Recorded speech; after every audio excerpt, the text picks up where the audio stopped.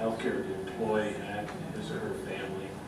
Now we're narrowing that gap, since the concept of family is undefined by the Supreme Court decision. Where do we go if you're an employer and you're looking down the road? Are you going to be covering anybody other than your employee 5 years from now? Well, I can't speak for all employers. I know a lot of employers out there who really care for their employees as they care for family.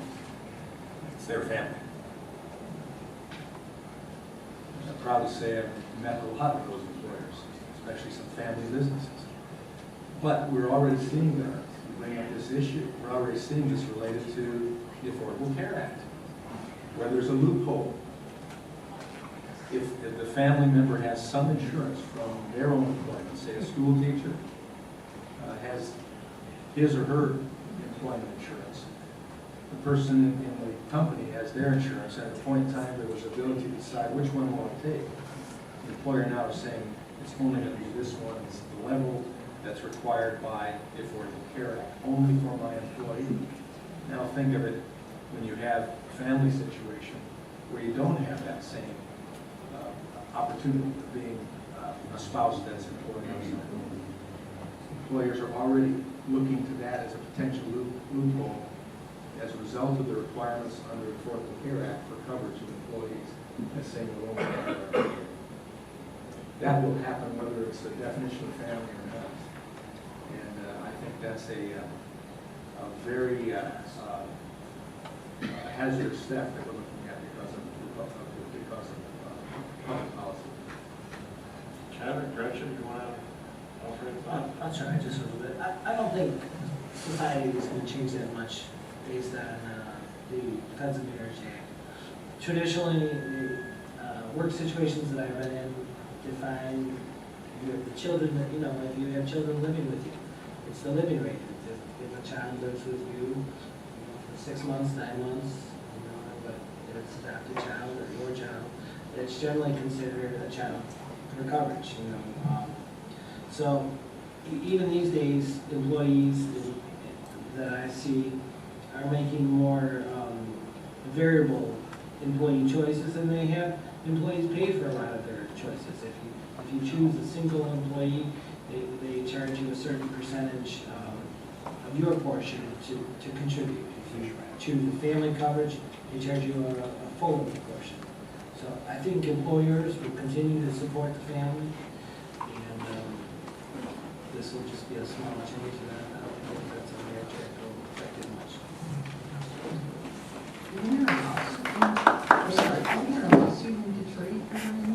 I think there's several lawsuits that emanate to what constitutes a family.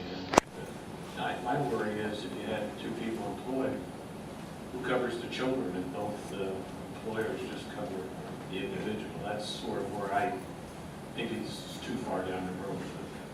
Let's switch to higher K-12 and higher education. We talked about that in reference, and this is always a subject. There's a lot of teachers.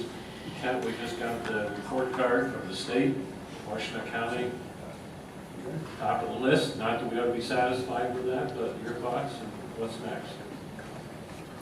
Public education. I think Representative Driscoll and I have talked in the past, and we support continuing, as I spoke, to have a strong country. I think you need a strong public education system.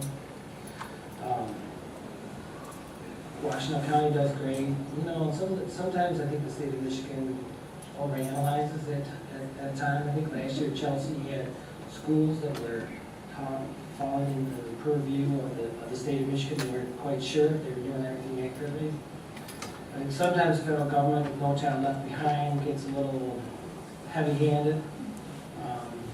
But I think the future of our country is public education and good colleges, good schools. And so that's where I would like, that's where I see every day that I work. That's the environment I work in, and that's what's important to me. Investment in education is an economic development issue. As Mayor of Saline, we had one of the top school districts in the state, and I recruited business and residents based on that fact. Every week we had an article, Welcome to the Neighborhood, written by a Woody merchant, who sadly deceased, but why did they move to Saline? Because of the school. It's really important, and what we've been doing lately in the state, and we did it actually with Governor Granholm because we had a recession, but we made a choice to eliminate business tax, and we paid for that by cutting school funding to the point where we're now funding at the level of 2002. What that's doing is teachers are no longer Eastern Michigan. They have a great teaching program. It's nationally recognized. They're half the population enrollment. My son actually was thinking about wanting to be a physics teacher. I said, not in Michigan, so you know, the morale of teachers is terrible. The class sizes are bigger. It's pay to play. And then I know I was at Chelsea and they were talking about scholarship for some of the kids that couldn't afford to pay. You know, public education is, I believe, a core value of our country and our democracy, and I think that we should be investing in supporting it. We make choices in Lansing, and we had room in our budget to invest better, more highly than we did, and I think that we need to relook at that next year and do a better job investing in our kids.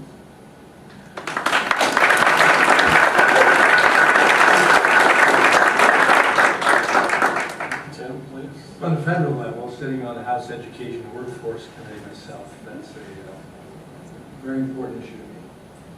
But I think more importantly is I think to our Michigan Constitution. Article 8, Section 1 of the Michigan Constitution. You're all familiar with it, I hope. If you read the Michigan Constitution, it's important to do, as well as the U.S. Constitution. Keep us out of a lot of trouble. We read both.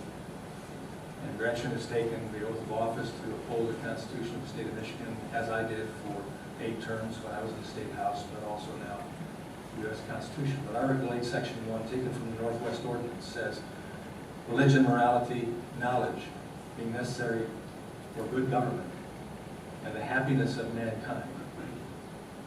Schools and the means of education shall forever be encouraged. That's our state constitution. So when I sit on the House Education Workforce Committee, I think, what in the world am I doing at the federal level to foster that article in the state constitution of the state I represent? And then I looked to the state, the U.S. Constitution, and I thought,